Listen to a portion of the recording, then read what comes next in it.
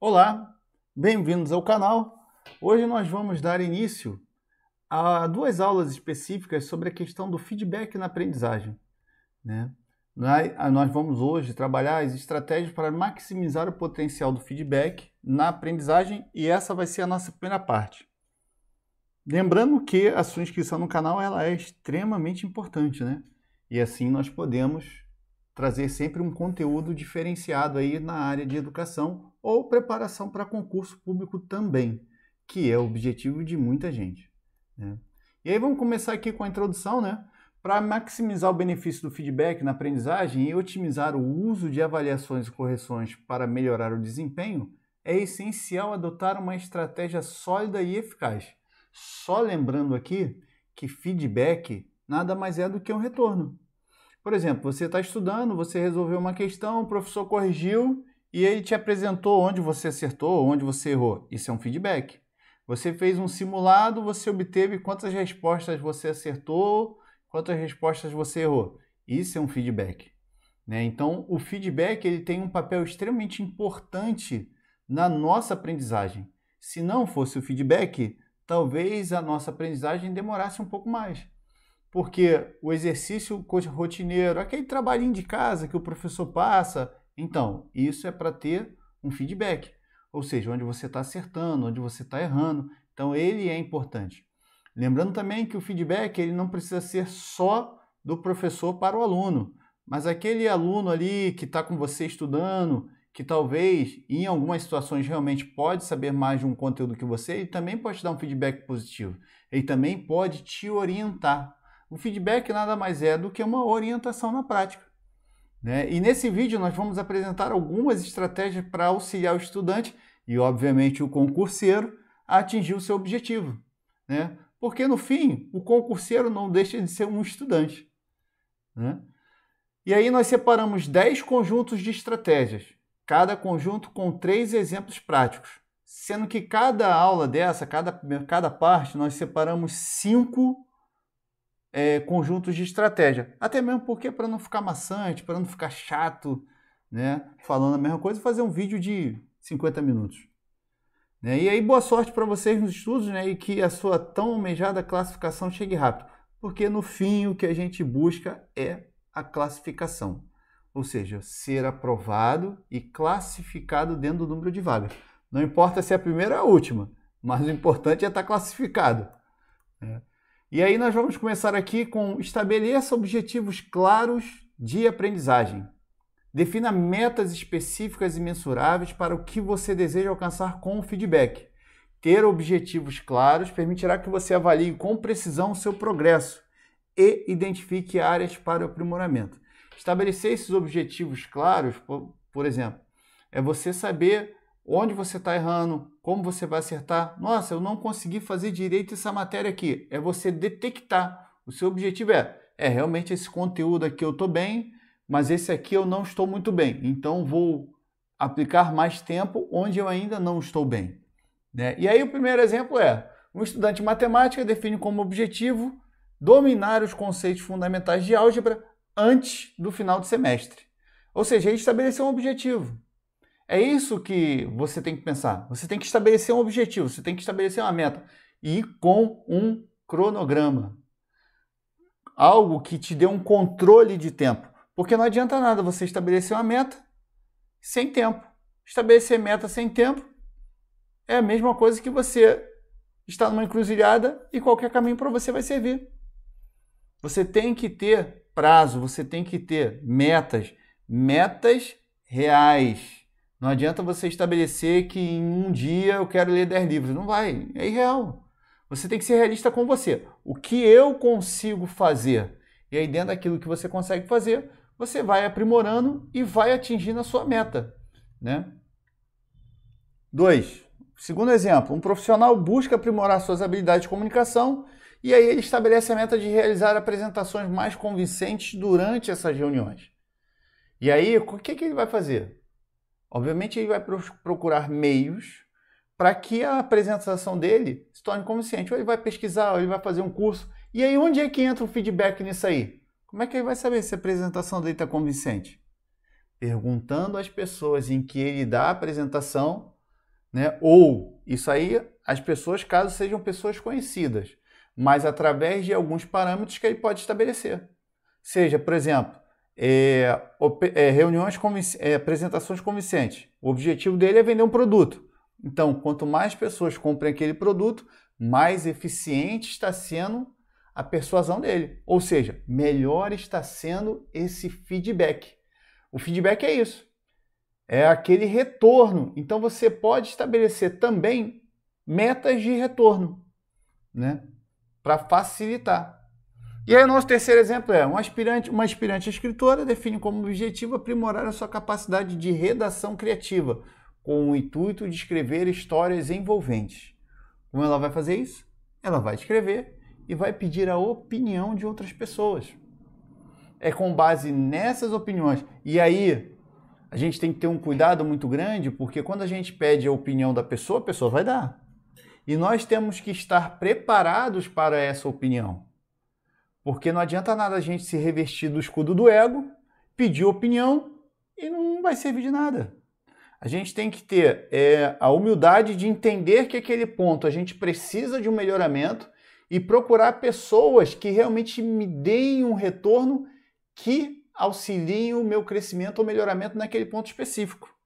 Porque também não adianta nada, eu estou com dúvida em matemática superior, por exemplo, cálculo 1, 2, 3, ou EDO, e aí eu vou perguntar ao professor lá do ensino fundamental. Ele pode até saber, claro, mas não é a matéria específica.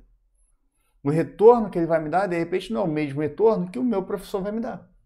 Então, eu tenho que ter escolhas bem coerentes também. Né? O segundo ponto, né? Solicite e aceite feedback regularmente. Aceite o feedback regularmente. Esse aceite aqui, por mais que você não concorde naquele primeiro momento, escute.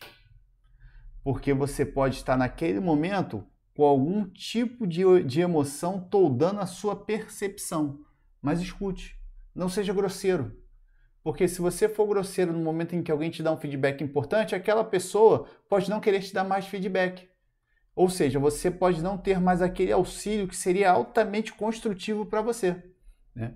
Ativamente busque feedback de instrutores, colegas e até mesmo de si mesmo. Esteja aberto a receber avaliações construtivas e encare-as como oportunidade de crescimento, mesmo que às vezes possam parecer desafiadores.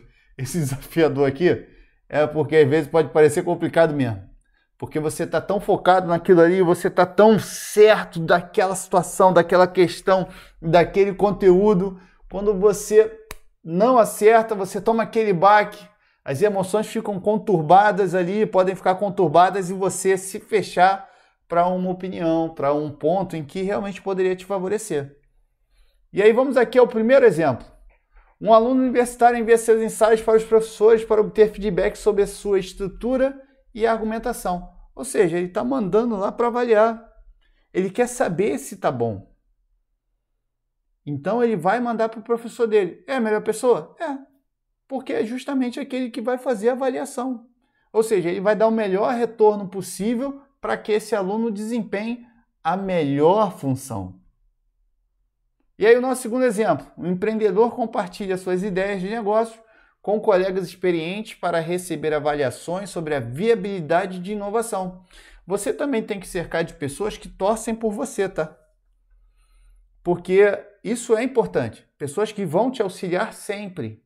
Pessoas que vão estar ali, ó, naquele momento que você não vai estar bem, que você não vai estar 100%, porque nem todo dia a gente acorda 100%, mas que vão estar ali, ó, te sustentando ali também, te auxiliando a atingir seu objetivo.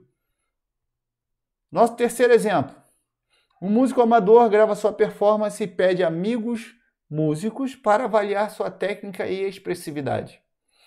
A gente tem que ter cuidado de como a gente vai receber a nossa crítica. Porque às vezes a gente coloca tanta emoção, tanto sentimento naquilo ali, que às vezes receber uma crítica sobre aquele fato, sobre aquela situação específica, às vezes é difícil. Quando a gente está se preparando para uma prova, quando a gente está se preparando para um concurso, o que a gente tem que ter sempre em mente é: não importa o meu ego, não importa a minha vaidade, importa que eu passe.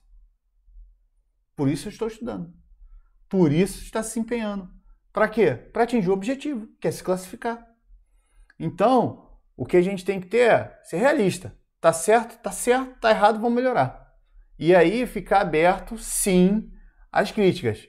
E também ter cuidado com quem você pede a crítica. Porque tem pessoas que têm críticas muito ácidas. E se você ainda assim está apto a receber as críticas ácidas e trabalhá-las, melhor. Melhor, muito melhor.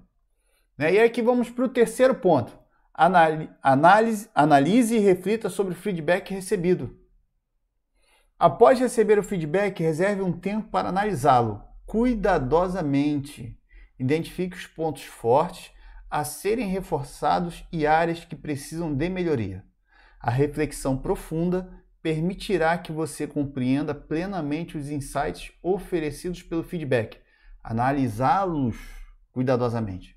Ou seja, me deram esse feedback aqui, eu não concordo. Ok, mas eu vou ler o feedback. Eu vou ler esse retorno que eu tive aqui, eu vou ler essa avaliação que eu tive aqui, eu vou ler a avaliação desse instrutor, desse professor, e vamos ver o que acontece. Você começou a avaliar. Cuidadosamente significa o quê? O que ele quis dizer com isso aqui?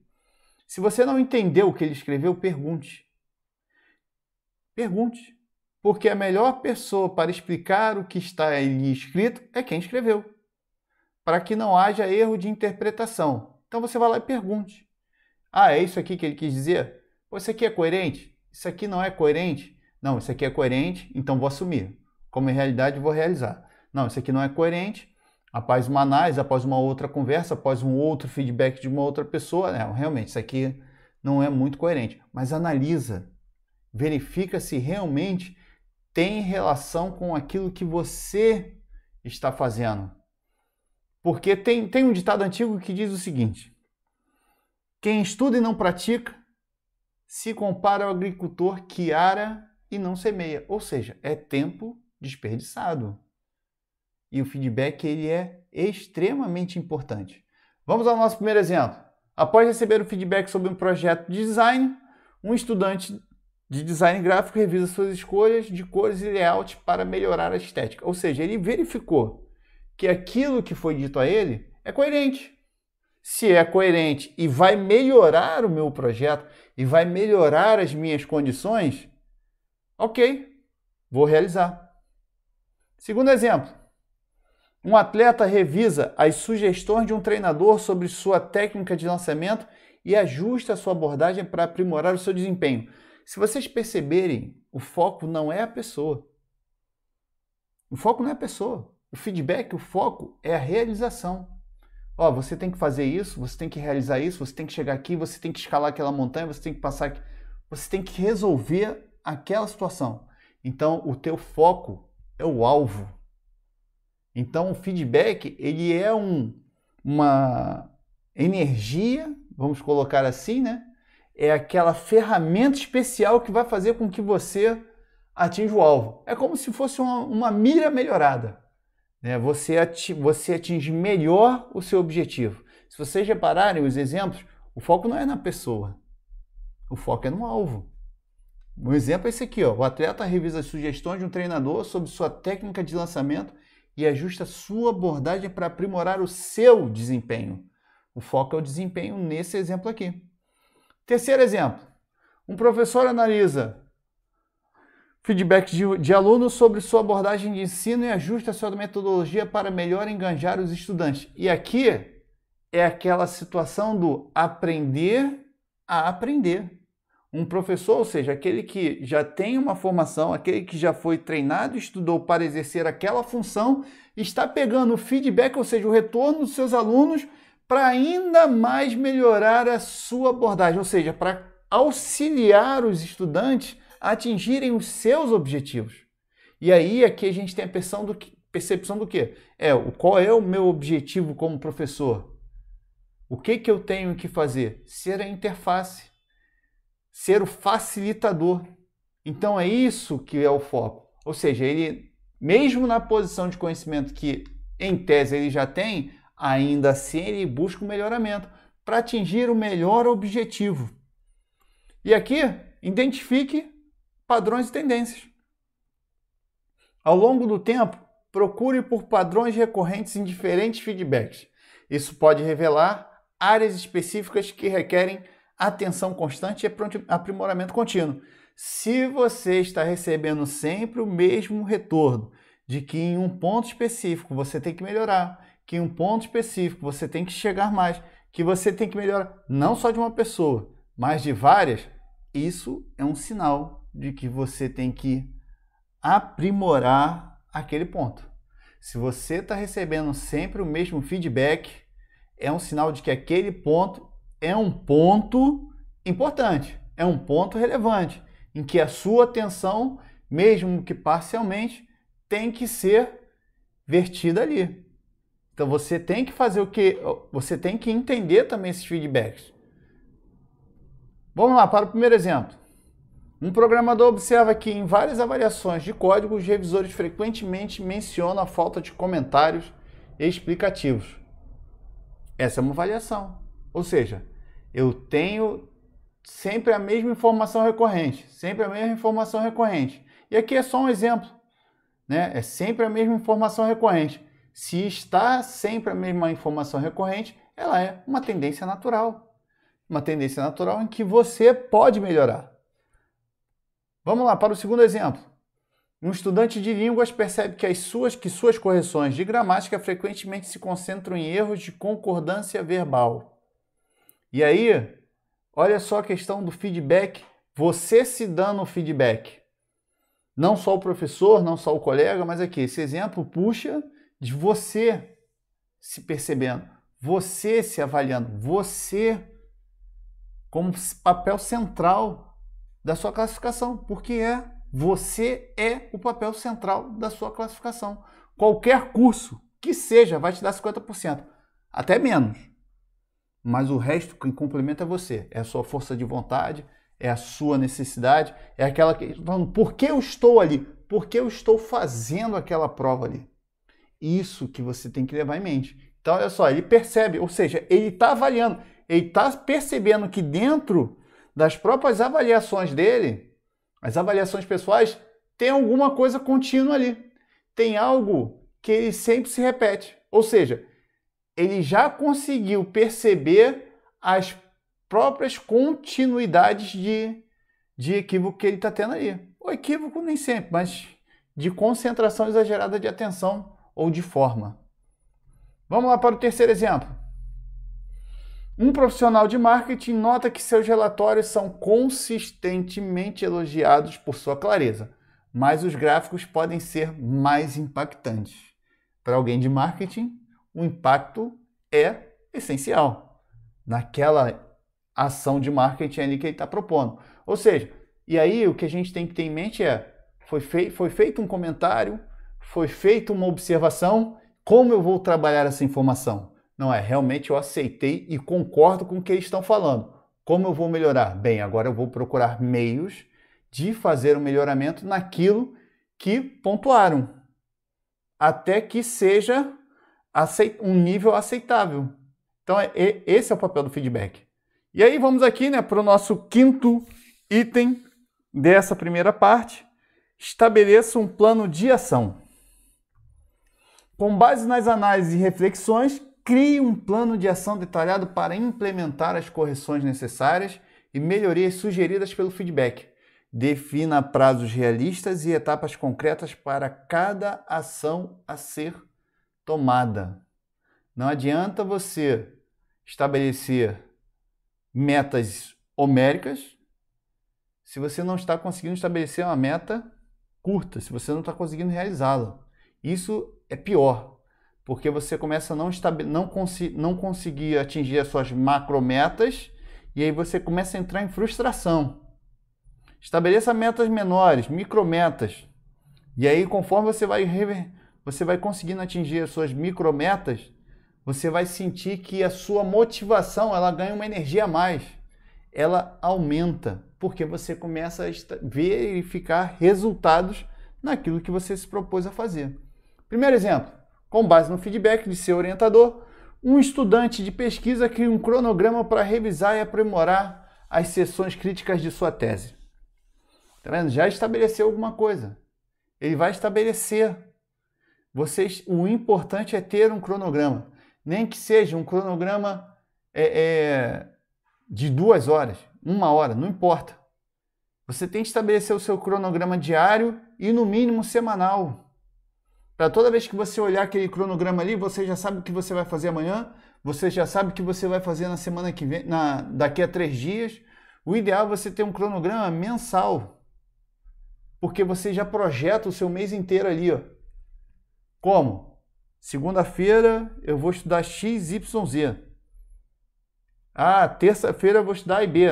Então toda segunda-feira eu vou estudar aquilo ali. Toda terça-feira eu vou estudar aquilo ali. Toda quarta-feira eu vou estudar aquilo ali. Então tudo que você fizer para aprimorar é melhor. E o cronograma tem uma vantagem, estabeleça tempo. Eu vou estudar matemática meia hora. Estude meia hora. Não, vou estudar 15 minutos. Não, estude meia hora. Seja honesto com você. Por isso que o cronograma ele é realista, porque ele tem que ser honesto com você. Um vendedor, nosso segundo exemplo, um vendedor elabora um plano para aprimorar suas habilidades de negociação, incluindo a participação em workshops e simulações de negociação. Olha a importância do simulado aqui. O simulado ele dá um feedback imenso. Workshops tem uma outra abordagem, mas as simulações, sejam simulações do Enem, simulações de concurso, seja simulação do concurso da AFA, da Escola Naval, fiscal do ICMS, não importa. Estude com base também em simulados, porque as bancas em geral elas têm uma tendência em seguir sempre o mesmo tipo de construção. E aí vamos para o nosso terceiro exemplo. Um cozinheiro amador desenvolve um plano para aprimorar suas técnicas culinárias, agendando aulas de culinária e experimentando novas receitas. Olha que aqui, nesse quinto exemplo, não existe um medo de inovação. Não existe um medo de inovação. Você tem que, se você com uma abordagem não está dando certo, tente outra. Tente outra. E vai tentando, vai trocando até a abordagem para você ser a melhor. Cada um estuda de um jeito único e peculiar. Nem todos se adaptam a um tipo de abordagem específica. De repente, você vai criar seu tipo de abordagem. O importante é você ser realista e sempre estar buscando um melhoramento, para que assim você consiga realizar o seu objetivo. E aqui a gente termina a primeira parte. Lembrando que a gente vai continuar já o segundo vídeo, para trabalhar os outros 5 pontos também. E não se esqueça de acessar o nosso site, que nós lá temos outros conteúdos relativos à área de educação, que é educaçãoemtópicos.com.br. Obrigado a todos. Fiquem com Deus.